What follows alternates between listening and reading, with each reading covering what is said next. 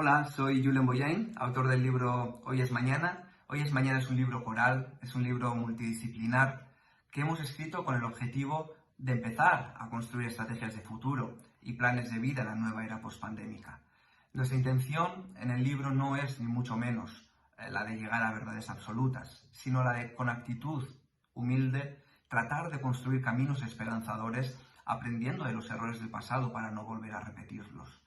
Nuevos caminos que nos permitan crear un mundo más justo, un mundo más próximo y más hospitalario y sobre todo un mundo que cuide del planeta y que cuide de las personas. Es necesario que no perdamos el tren del siglo XXI y de que abordemos la modernización de nuestra economía y de nuestro sistema de protección social. Necesitamos remar juntos, entre todos y todas, para sentar las bases que transformen nuestra sociedad en una sociedad donde la economía esté al servicio de las personas.